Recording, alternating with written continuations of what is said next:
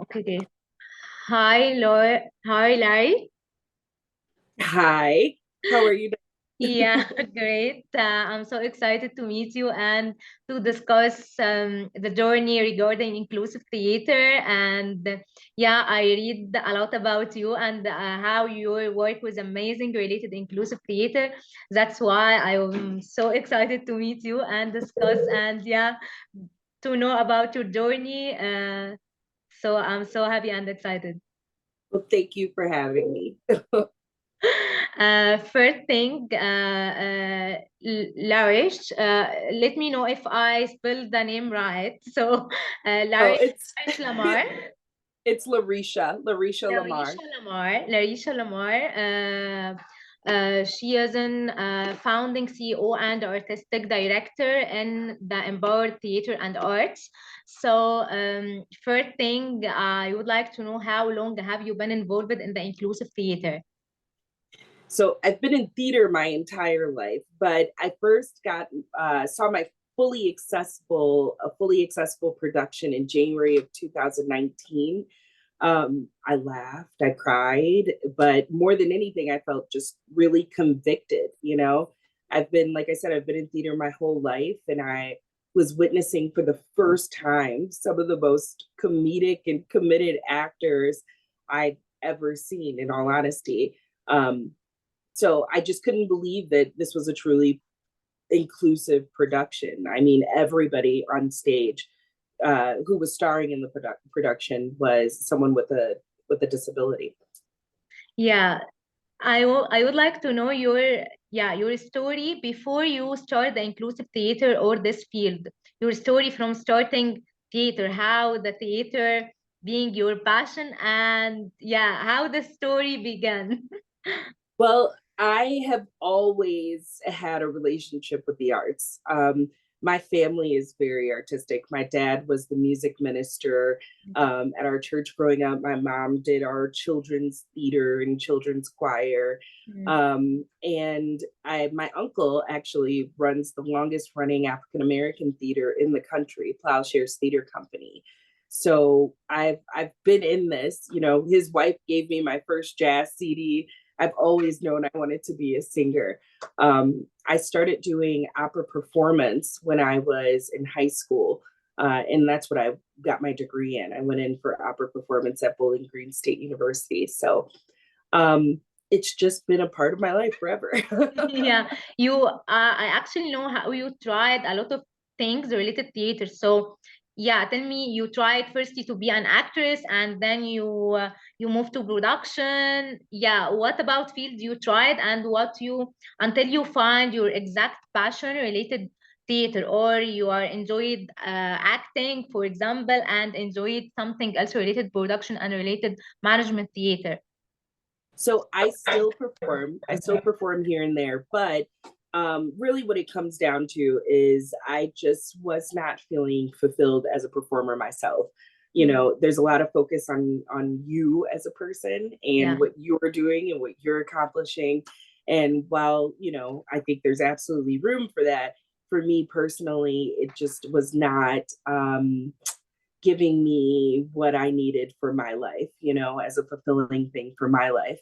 I've also been in business my whole life. Yeah. So I've been, I'm pretty passionate about that as well.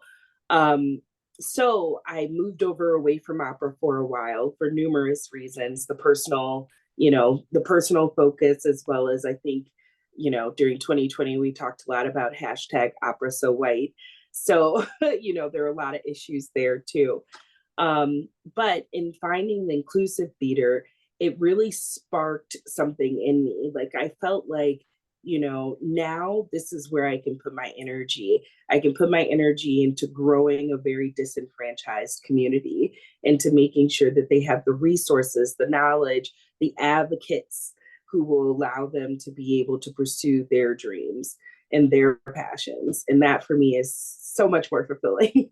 Yeah, I know exactly what you are talking about because yeah, before I managed Mulberry Tree, I was an actress and I'm still enjoyed acting and so on. But it's, the acting is different than when you have like a dream or something you want to do it on the ground or produce or Yes. something, it's different, because in acting also focus on, yeah, as you told me, on yourself, and they haven't opportunity to achieve something, to produce something. That's why it's different. But sometimes when I feel tired from, yeah, management and so on, I would like to, now I won't be just actress and Yeah. yeah, do what the director want. We So all I think we all go through that in the management side, you know, every now and then you're just like, oh, this is so much harder. I wish I could just be in a room with me, you know, in a yeah, practice room, looking at the back of my throat and figuring out if my larynx is down, you know. yeah, So yeah, exactly, because uh, uh, as much as the production and like to executive something on the ground, it's an enjoy, another enjoy. But yeah, I know it's how hard it is, and we will talk about this in the next, yeah, question and discussion. Um, but I think before to be a management or producer or something, I think most of the managers, yeah, try a lot of things in the stages or in the process of the theater, like acting, playwriting, for example. That, yeah, because uh, most of us, like, we love arts, and that's why yes, we want to do something, achieve something different related to inclusive theater, because inclusive theater is unique, and it is. it's harder than also the professional theater, because you are not just doing something related art, you are doing something related awareness also. So it's like, it's, yeah, it's a call. So I would discuss you that with you. So return back to the inclusive theater, what kinds of disability have you worked with until now? So I primarily work with adults with intellectual and developmental disabilities. So that can range anything from like autism to Down syndrome to traumatic brain injuries. You know, we work with anybody who's interested in performing, but isn't violent, is nonviolent. Yeah, yeah, I great. So um when was the first time you realized that, okay, we're talking about you realized about the theater career and is your passion and so on, but what is the first time you exactly know that inclusive theater, or that's exactly what I want to do? Well, it was when I saw that play in 2000. I went and saw Shrek in 2019. And like I said, that company, they've been doing this for 20 years, and um, they put on these big, beautiful productions. And, you know, a lot of the artists were just so passionate and so in the story, you know. Yeah, It's interesting because in the arts, no matter who you are bringing your own perspective to various different things, right? You're bringing your own perspective to all of the characters that you play, to the stories that you engage in. And that's exactly what we get in inclusive theater. You have artists who are coming from all different backgrounds, who are dealing with different struggles, you know, whether it's transportation, whether it's housing, whether it's, you know, love. My goodness, God forbid we talk about that, you know, dealing with the difficulties of being in love or trying to find love. And they bring such a different perspective, such an exciting perspective to the stage and to the characters and stories that we all know. So I saw the show, and like I said, I laughed, I cried, I felt convicted, I was outraged that I had not been a part of this before. I immediately got involved. I couldn't keep my mouth shut. And so I ended up being the artistic director over at that company. yeah, yeah, great. Uh, it's the most unique in the inclusive theater. It's about inclusion. It's not about the artists with disability themselves. It's about we all, because we all have a kind, that's every time I tell this, because everyone, we all have a kind of disability or challenge or something inside, Yes. and it has to be like visible, but inside, for example, maybe I struggle something in movement, I struggle something in my life, in my history, and so on. And that's why when we all mentioned our story and our history, that make us, we are equal, and we are now in the ground, and we are now, we are like, we are one. It's not Yes. about disability at all. After especially related arts, related, when we start to tell our stories and we doing this in the stage, I think this is the miracle of inclusive theater, because sometimes we don't need like push related rights and so on, and people, you have to get artists with disability the rights and so on, but we Yeah. this by practice and in the stage. Yeah, it makes a huge difference. I mean, being able to participate and tell your story that is representation, and we all need it. You know, I tell my guys about the first time my artist at the company, I've told them about the first time that I saw Whitney and Brandy in Cinderella. You know, up until that point, even knowing that I wanted to be in the arts, I never I never thought that I could be that character. You know, I never thought I could be the princess. I never thought I could be the big beautiful godmother, fairy godmother, but to see someone who looks like me in those roles, that's what pushed me forward in my career. That's what made me pursue it. That's what made me say, this is something that I can do.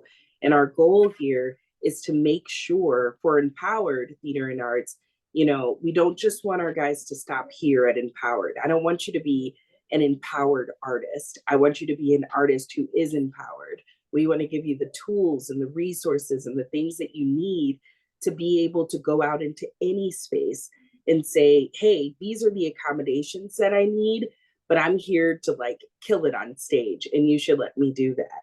And on the flip side of like creating these advocates, these people who can advocate for themselves, we also want to be the advocate at Empowered and go and work with different theaters in our community to say, hey, this is how you can get this done. You absolutely can have more than just non-diagnosed, is what I'm going to call us, non-diagnosed individuals on the stage. You can have people of all creeds, colors, and abilities on your stage. Here's how you can do it.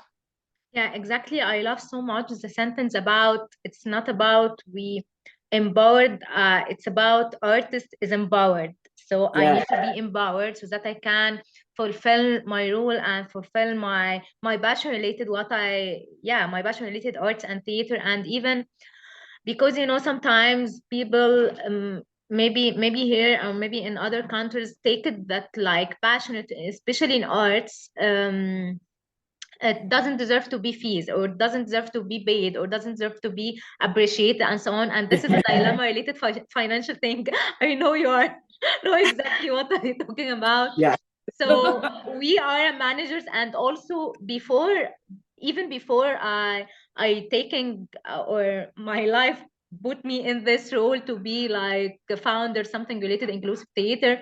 I was an usual artist and usual performer. I need to be appreciated related to my performance, related to my art. So because I exactly know my feeling related, I not be appreciated, I not be like my arts and doing to be paid or fees. I I feel exactly what it's fees related. It's a usual performer or usual arts. And even when I start something related to inclusive theater, it's just I need to I want to, it's not just to prove that people, you have to support arts in general. No, you have to support inclusive arts, or also for performers with disabilities. Because I think that someday or sometimes maybe I have a visible disability. I don't know my future, because everyone maybe like broken, maybe maybe our leg or something is broken, maybe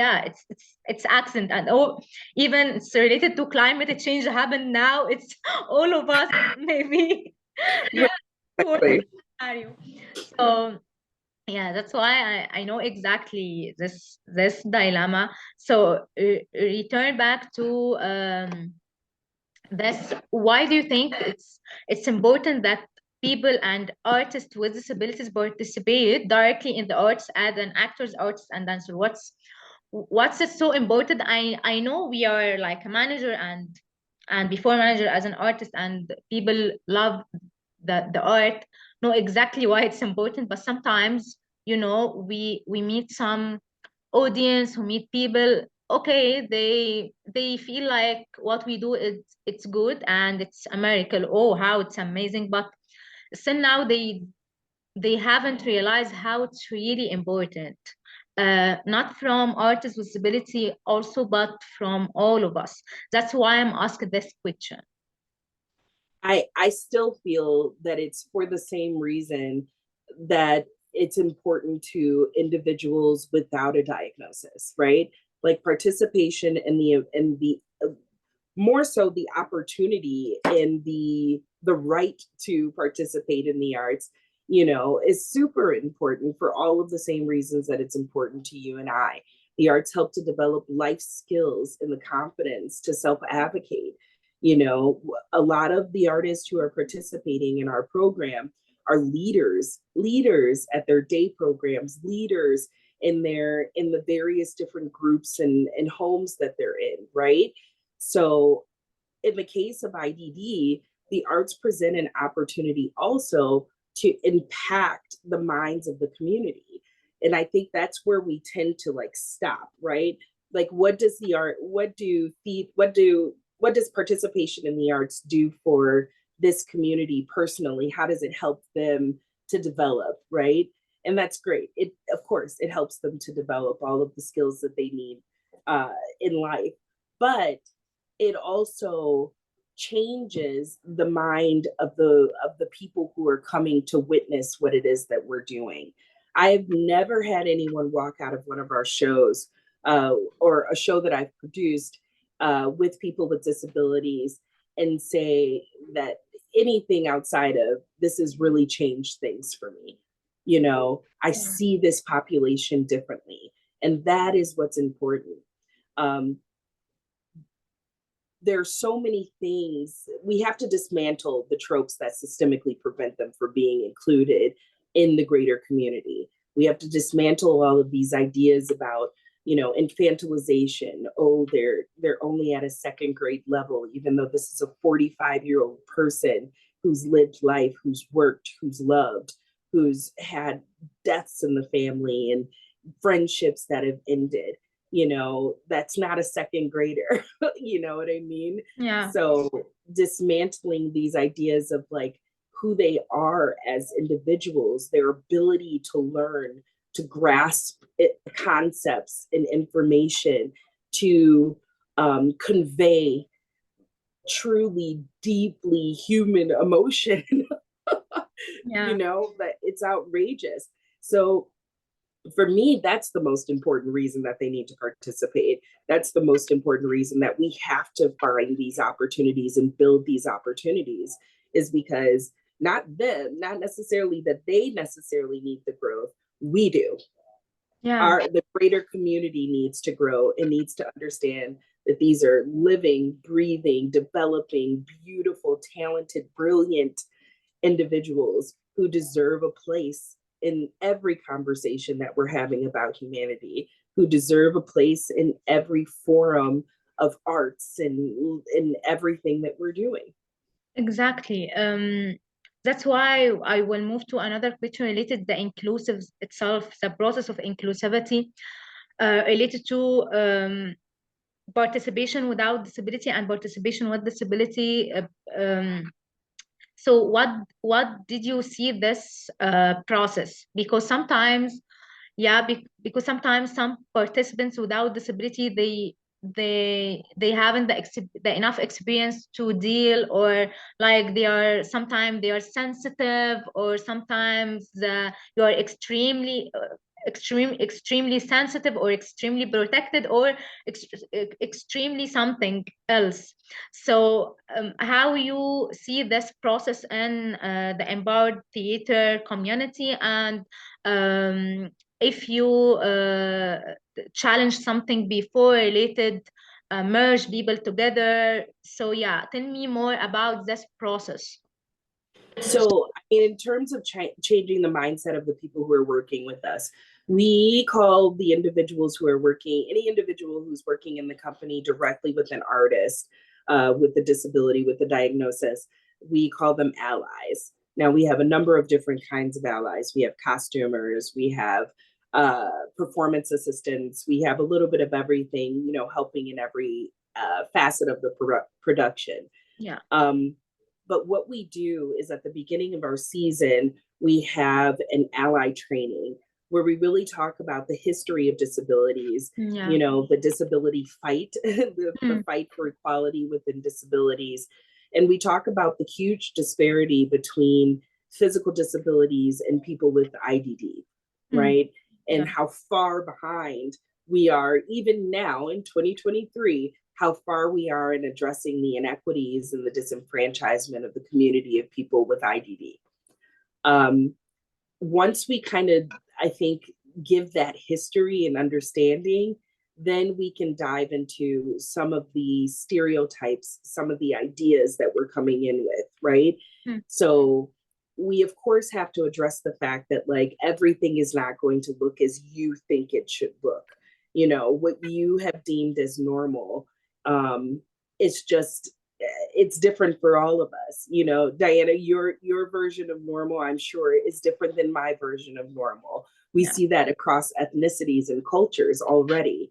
You know, so let's apply that to this group as well. You know, they're going to move differently, they're going to have different restrictions physically, but then they'll also have different, you know, different ways that they're going to process the information.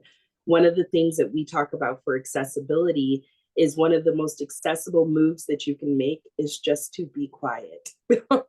Yeah, exactly. Yeah. When you face some situation you can't deal with it, please quiet. Or just hold on. Or even, you know, even when we ask a question, you know, we're doing Louder Than Words from Tick Tick Boom for our cabaret. And it's full of metaphors, right? The whole song is full of metaphors. Why do we play with fire? Why do we put ourselves in danger when we know that we shouldn't? You know, and then the chorus is cages or wings, which do you prefer? Ask the birds. You know, we could just have them sing these words and half of them may understand it and the other half may not. Or we can have a fruitful human conversation about what this song is about. And what comes out of it is their interpretation, which is so important for every single artist, is to have your own understanding and your own connection with the music. So for us to be able to say, for one of our artists yesterday said in our rehearsal, she said, you know, this song is about freedom. It's about choosing whether you're going to allow someone else to dictate what you can do for the rest of your life, or are you going to make the choice? Because that's harder. Yeah. You know? It's exactly because it's when it's not just for or about arts disability. When we talk about general topics like freedom, as you told me, we are all want to be free. Like when we like to be on the ground that all of us have rights and have duties, even if you have a disability or you don't have a disability, you have to be like responsible person. And you know that before the theater performance they have the rules or something, they it's you have to know it and you have to respect it, and then we can go to the acting and performance together. Yeah, and because it's sometimes it's challenging uh, for awareness, for people to understand it's not because you have a disability you can make huge mistakes and you will be forgiven. You know what I mean? Yeah, I mean, one of the things that we talk about with our PAs, with all of our allies, really, is this idea that, oh my goodness, it just totally left me. um, we'll come back to it. If I think of Yeah, it, it's okay. It's okay. I It's okay. It happens for me with me. It's okay. have to write this stuff down immediately. Yeah. Yeah, it's okay. It's Oh, I know what it okay. is. Speaking to the issue, right? Like Mm, speaking directly to the issue that you're facing or the challenge that you're facing. So we have banned high functioning and low functioning as terminology in our company. yeah. We don't use it because one, there's no scientific basis, even though it's used in the medical community. And two, it does not help anyone, right? So we have individuals who, I'll give you an example. One of our PAs came to me and says, you know, this person is just too low functioning for us to do this. And this individual is someone who lives on their own, okay, who Mm, literally only has like transportation to and from places that she's going. But this individual is, for all intents and purposes, would be actually put into the category of high functioning in any other situation. So mm, that's not the issue. The issue is that that person has challenges moving in the way that I'm asking you to move. So mm, let's address that, right? So mm, training our PAs, train our performance assistants, training our allies to speak to the specific problem that they're having so that we can address that individually and make sure that that person has the accommodations that they need for that particular issue versus assigning them, you know, just mm. some huge dysfunction, you Yeah, know. yeah, I know exactly. So when we talk about the accessibility, because you know, in the performance arts, especially, we need accessibility in theaters and stage and technician and so on. It's a huge things and huge. Sometimes it's complicated because you try to improve this process to be available and accessible for everyone and to be included in most of the disabilities. And you know, each disability is different. So some artists with disability is visual disability, some is hearing disability, and movement disability and wheelchair user. And as a manager or artistic director and CEO or something, you try as much as we can to with our resources we have in our countries, you know, to do something more inclusive and accessible. But when we talk about the accessibility, it's as you told me, still now, unfortunately, we face some challenges in places and so on. So what do you do to deal with this dilemma or with this accessibility issue related, especially in theater and the stage? So for us, the big thing is to find out all of those issues, as many of those issues as we can up front. Yeah. So we do an advocacy interview at the beginning of the season where we sit down with each of the artists and they have the choice of whether or not they want to have their someone else representing them too, you know, whether it's a parent or a caregiver or, you know, a guardian. But we sit down with each of the individual artists and we ask a series of questions to really determine what the needs of that artist will be. So Mm, we dive into, and not by diagnosis, okay? So you can come to me and say that you're autistic, but we in the field know that autism presents its way it's itself in a myriad of different ways, right? yeah. A Mm, lot of Black women are not diagnosed as autistic because mm, it presents itself very differently, and society is not set up to accept that from us, mm. you know. Yeah. So we understand that it's going to present itself if we're talking about the diagnosis, but that's not what we're dealing with. We're talking about their individual needs and what their individual challenges are. What makes you feel comfortable? What help do you need from your performance assistant? How can they best assist you on stage? And the really great thing is, and I think the really validating thing is that most of our artists, and I do mean like maybe at least 90% of our artists, are able to very clearly articulate what their challenges are when it's not put in the form of like a medical diagnosis. So they can tell you, I have a really hard time with my face. You know, I don't know when I'm smiling. I don't know when I'm raising my eyebrows. Right. So you're going to have to signal me to make the right faces, and you're going to have to teach me where I make those faces. Great. There are artists, there are artists who will tell you very specifically, you know, I don't like to do things alone on stage. It creates a lot of anxiety for me. So I always want to be paired with somebody else when I'm out there. I never want to be singled out standing on stage. So this advocacy in general or usually happen before the training or after the training? So we train our allies, and then we have an advocacy specialist, Lisa Costantini. She's absolutely fabulous. She's been working in the field for decades. I mean, decades. Great. Yeah. She's been an advocate, a patient advocate for a very long time, working specifically with people with IDD, going in and doing, you know, working with their DD services and helping them to understand what their rights are, helping their guardians to understand what their responsibilities are. So she's with us. And then, so we train the allies, but then the advocacy interview is right at the beginning of each production. Before each production. Okay. Yeah. For the participants of the production.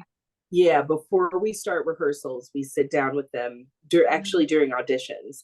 We sit down with them as a part of the audition process, and we really just dive into what their needs are. Then we, you know, we translate that information with their permission, of course, to their performance assistant so that they know how to assist them.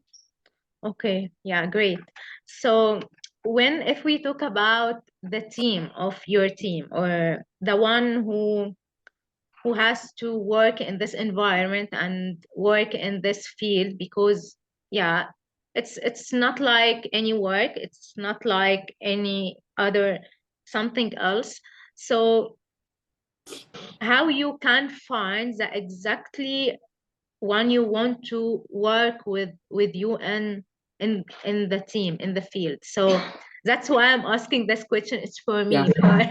So for enrich my experience related, yeah, because you know the team is so important to success the organization or to success or to like to be equal in the vision and mission. So yeah, tell me more about this also process or for team. So it is a challenge, right? But it's not to me, it's not a challenge because it required such a special skill set. I think it's more of a challenge because people believe that it requires such a special skill set. I am looking for theater professionals. So we're on the newer side for empowered. But I'm looking for theater professionals who are educated in theater pedagogy, who are educated in vocal pedagogy, who are educated in all of the things that we do artistically. I want to bring those type of people in. And then what we do is we challenge them to utilize their education. Yeah, exactly. Like it sounds like such a rude thing to say, but the truth of the matter is when you go to school, okay, you learn all of these teaching methods, and then you get out of school and you utilize one.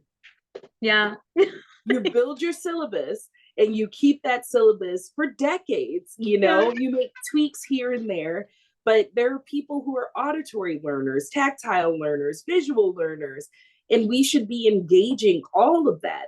And that's really what this community needs. They need people who are willing to utilize their education Yeah, exactly. their pedagogy techniques to give a more individualized approach. Now, on top of that, from a theater perspective, there are licensing issues and things too, right? Yeah. So I'm adamant, as a Black woman, I am adamant that there's no such thing as a Black show. It ticks me off, really makes me annoyed. You know, we got to do a Black show so that we can cast some Black actors. And I'm like, that's outrageous. Just cast Black actors in human shows, right? Yeah. And I feel the same way about this population. I feel like we should be able to insert them into various different shows we did rent. I did rent with the company that I was with, that originally got me into this. And when I tell you, like, looking at the rent and equity issues, looking at the complications of relationships through the eyes of people who with intellectual and developmental disabilities, who've been told that they're not allowed to be in relationships, who have been told that the LGBT community is not an option for them because love is not an option for them, who've been told that, you know, they have to live in these housing situations that they don't love because this is what they can afford, you know, and if they can't afford it, then it's even worse, you know. So Yeah, looking at these stories through their eyes, I think is just like, it's going to change the world, right? It will change the world. So being given the opportunity to do that is just so important. And being able to have professionals who can come in and foster that, you know, by using their skills yeah, uh, for this population, to me is it. The big qualification, I think, is patience, you know, is that you have to understand that if something doesn't work the first time, you can't give up. You can't blame them, right? yeah, You take a step back and figure out another way to present. yeah, yeah. I know exactly what you mean. Yeah, but I know because it's hard process, and it's uh as you are, because we are a leader, we are learning, we are learning every time we are All learning. of us, Yeah, all uh, of us.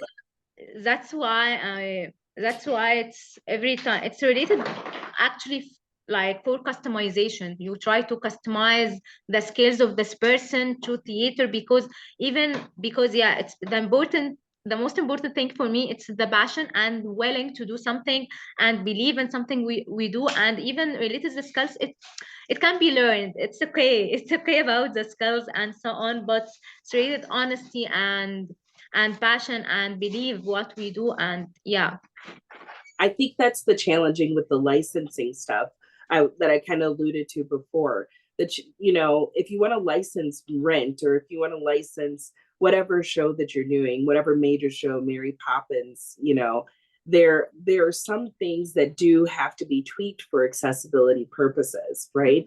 yeah, There are artists who are not going to be able to deliver the lines the same way. I mean, as written on the page.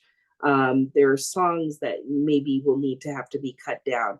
Now, theaters do this kind of stuff all the time, but I think you need a little bit more flexibility from the licensing agents for them to understand, and for the, you know, the writers of these shows to understand your show can still be beautifully impactful.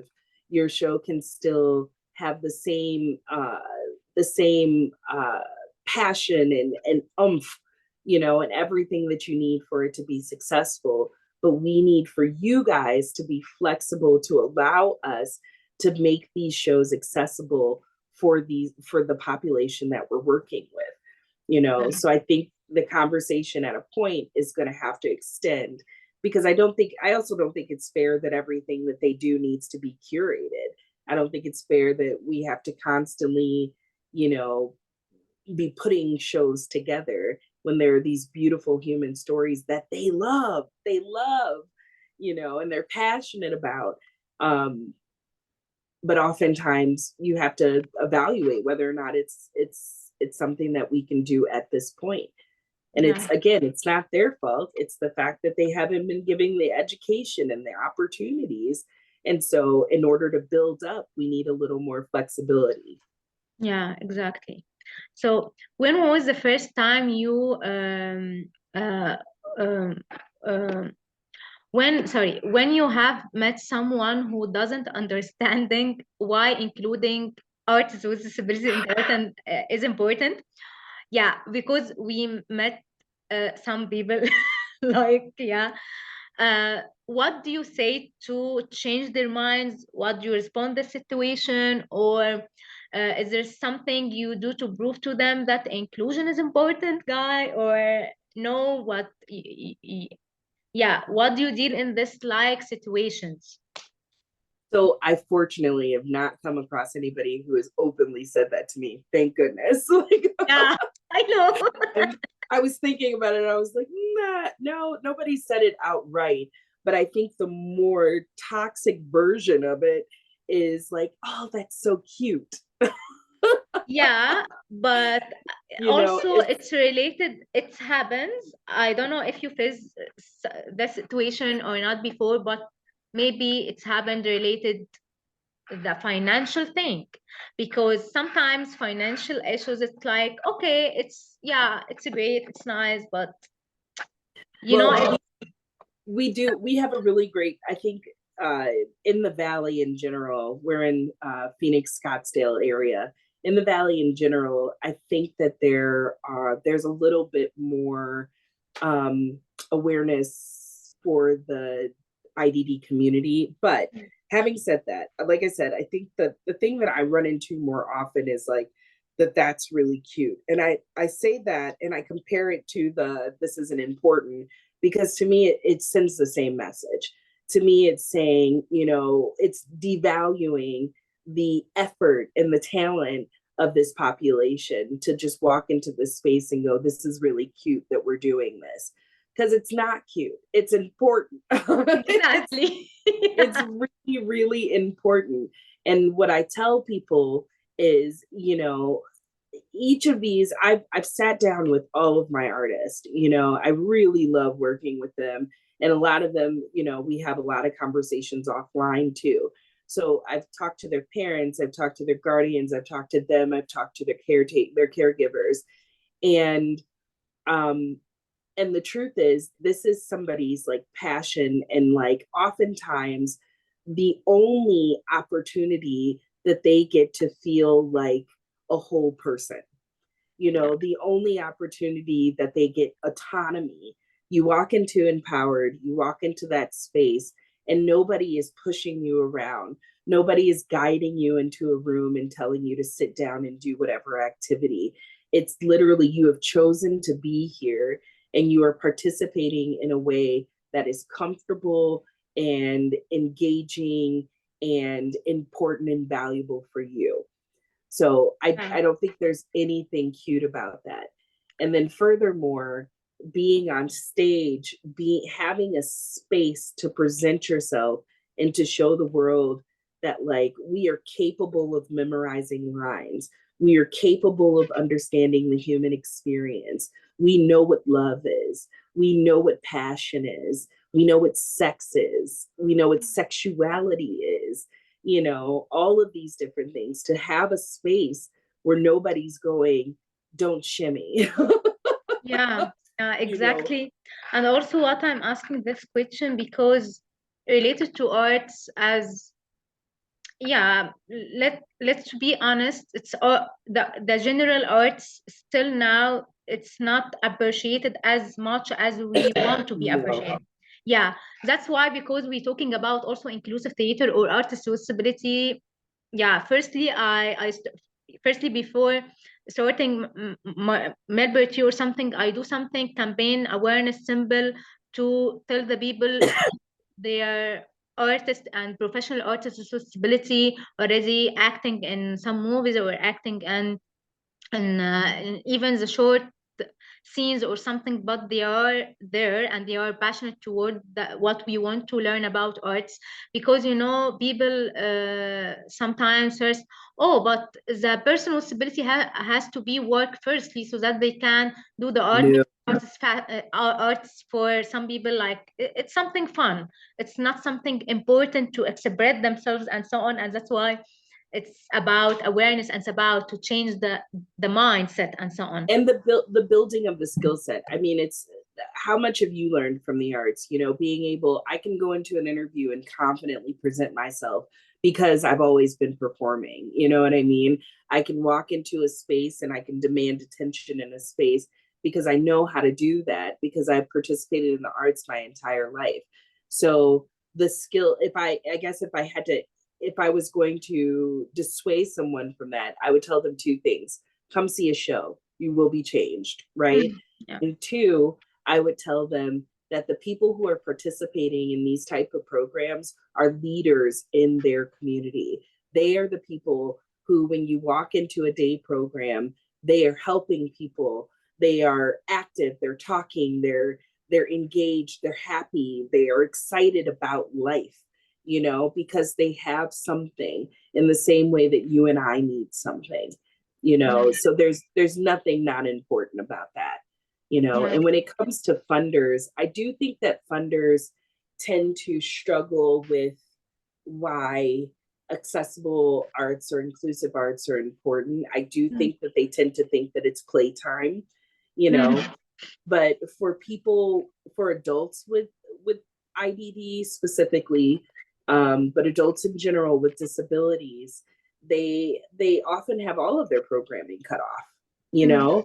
Mm. And then you talk about health, like physical health, you talk about mental health, all of it is impacted by the fact that I have nothing made for me in this world, nothing geared towards me in this world, nothing that tells me in this world that I am here, I am valuable, it's okay, and I am me. It's okay to be me, you know. And the arts, inclusive arts, creates a space for that.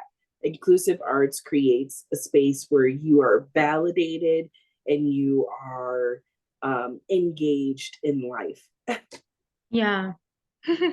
Yeah, exactly. It's important, but yeah, discuss this question because as a leaders and something every time we struggled about, we try to convince some stakeholders or something all over the world. It's not about some countries, but we stand in this rule. We have every time to convince them that it's important, it's deserved to be financially appreciated, and yeah, it's deserved to be yeah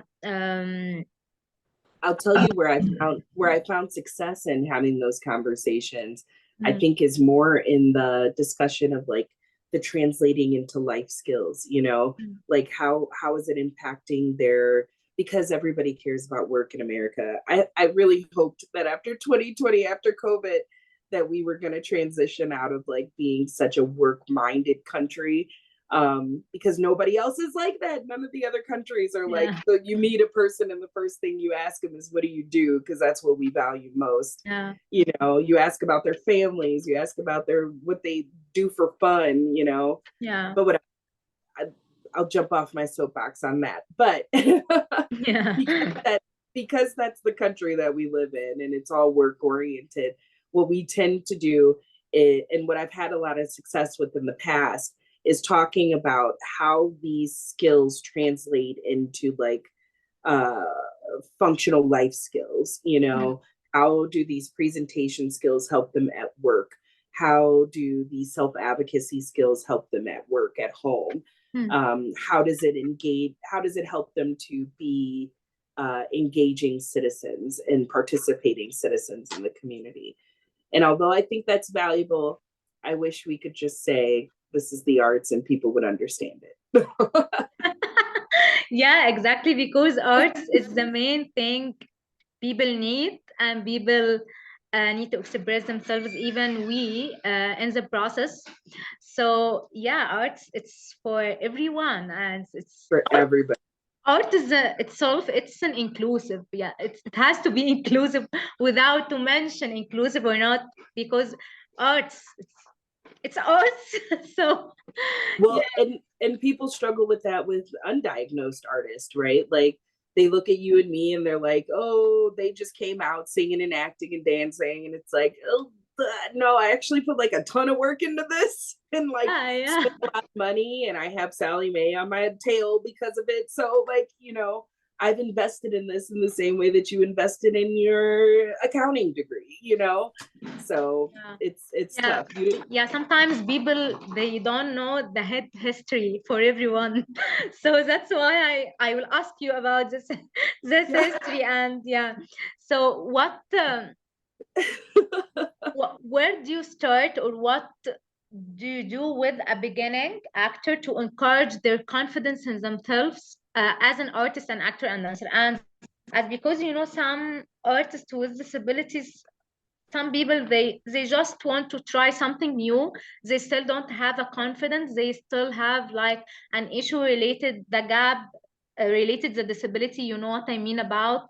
So the artist with disability came to try something new, but before starting the module of acting and so on, there is some gap related. They dealing about disabilities. They have still some artists with disability. They have still struggled with their disability. They didn't know what their abilities or what their strengths are. So what what do you start with them firstly so that we can avoid this struggle with their disability or with their body? I really love this question because we don't have much of a confidence issue.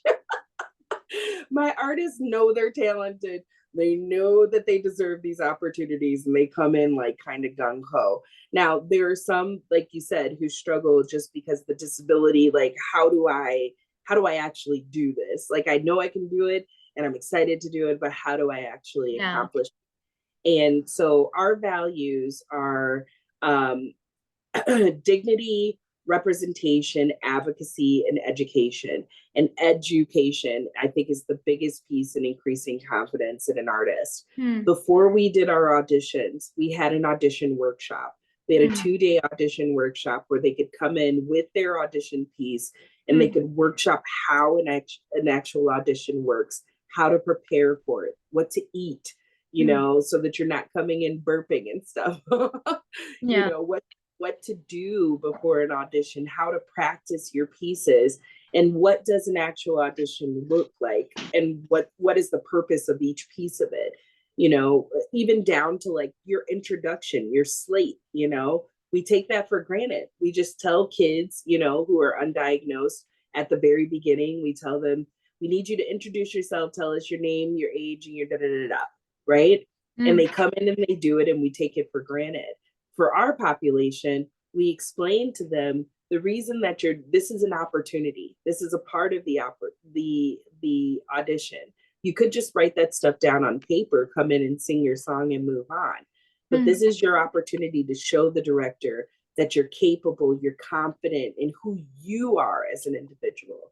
So education in every aspect, to me, is super important. Again, coming from a disenfranchised community, a group, a lot of African Americans are not afforded the opportunity to participate in the arts because their parents are working all the time, or they can't afford the extracurricular activities, or their schools are not equipped with the same things due to redlining and all of the great systemic things we've got going on in this country, right? And this population goes through many of the same things. A lot of times when they're growing up, they're isolated from all of these educational opportunities. The education that they do receive is minimal because it's based on like what the lowest, what the person with the most difficult learning abilities can handle, right, in the classroom. So for us, we put the information out there. At Empowered, we are going to give you the tools that you need. Okay. You can come to these workshops to help yourself. I will recommend it for those who are having confidence issues. But then throughout the process, we're doing that as well, whether it's discussing the meaning of a song or really talking through why we're doing certain things in choreography. We are always educating on the process, educating on what it is that we're doing. Yeah, that's a great, and that's yeah, important, because everything it's related to process. Everything, if we like we have a process for it, it will be easier to implement this process. Right. And it takes time, as you know. I think from moving to possession to possession, from possession to possession, from your background experience, and yeah, you like collect something and decide which is the best option to we can do, or we can work, or we can take it in a process so that the performance and the management, theater management process has to be better as much as we can. So yeah, that's exactly related the question. So the other thing, so what do you think performers with disability need currently in the field, so that they can involve and perform effectively in the art and the culture scene generally, and in theater and performing arts and filming specifically? So I stand by education and opportunities 100%, right? Like we know that, that's why we're doing this. What do they need in the community? I believe that they need support from the community to assist in the issues that prevent them from accessing many spaces. So whether it's physical access from an ADA standpoint, you know, or it's access with an ASL interpreter or an audio describer. All of those things are necessary, but even more so from a community perspective, I think understanding that this is a disenfranchised community, that many of them are technically in poverty, you know, are living off of social security checks in a system where if they do go to enhance themselves, they lose their money, you know, if they do go to pursue opportunities, and if we do pay them, then they oftentimes lose their livelihood and their social security. These are individuals who are forced into very mundane jobs, you know, packing groceries and cleaning wires, you know, Yeah. things like that. So understanding that this is a disenfranchised community that deserves to be in this space, and then supporting the act, like supporting them by allowing what's needed. Things like transportation. It's a huge issue. Yeah. Even at Empowered, many of my artists have beautifully supportive families, or have families not who are just supportive, but families who are like well off, you know, and who are able to take the time to bring them to rehearsal. Whereas you have artists in various other communities with IDD who are sitting in group homes who refuse to transport them anywhere, you know, or who are working with DD providers who are actively standing in the way of them making decisions for themselves. So they need things like transportation. We need accessible websites and news outlets so that they know what things are available to them in the community. And that you'll find that in this community, you already know, I'm sure, community is so important to each of them. Friendships, Yeah. you know, and being with a variety, a diverse group of people, like these are things that they care about. So having news outlets and resources with plain language so that they can actually research and get out there and find different activities in the arts and otherwise that they can be a part of. We also need theater professionals, like I said, who will utilize their techniques, right? We Yeah. need everybody to step outside of the box, step outside of your version of norm. I think the most impactful thing we've discussed in a while is that, again, Diana, your version of normal is so different than my version of normal. From family to family, ethnicity to ethnicity, community to community, state to state, environment to environment. The things they do in California, we think are very weird in Michigan, you know?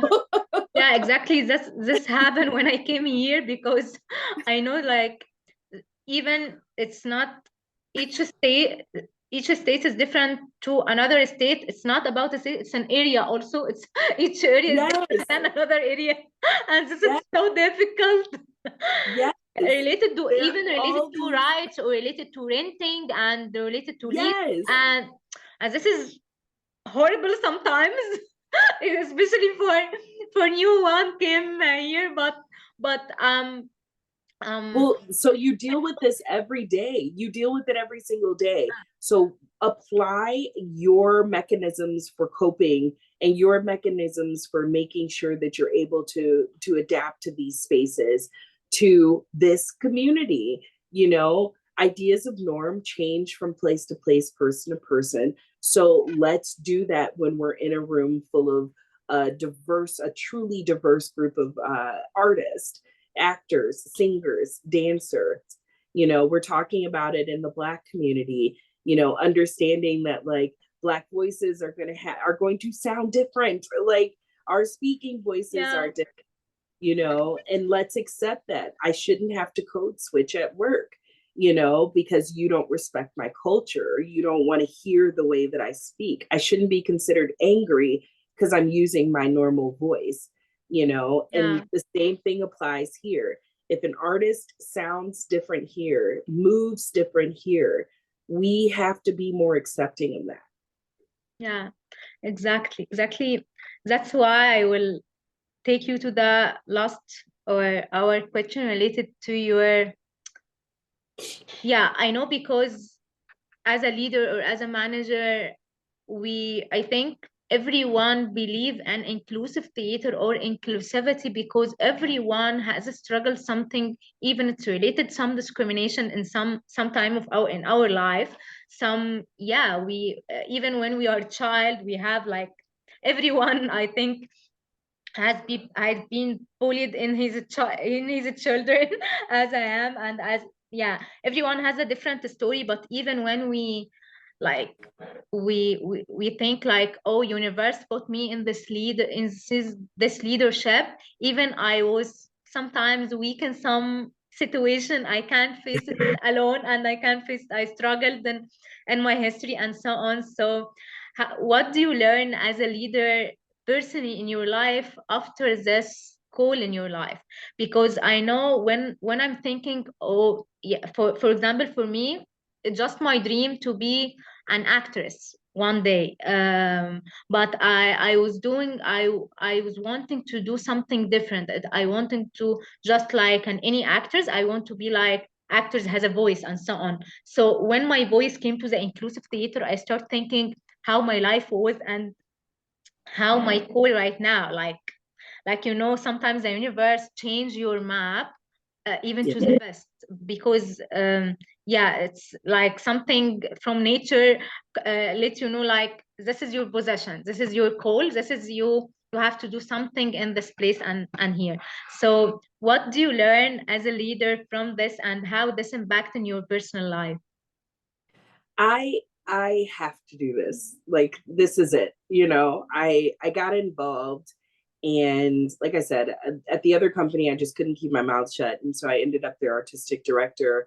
And what I found was that I really just want to provide more professional opportunities. I want the freedom. The reason I created Empowered is because I think it's a different ethos. I want us out in the community advocating for this population. I want us out in the theater community specifically advocating for this population. I ultimately want Empower to be the center for performing arts center for disability arts, you know, and for inclusive arts, you know, ultimately down the line, because I want us global. I want us to be out here changing the way that people think of this population, because I think that it's necessary and they deserve it. So I have to do this, right? That's what I feel.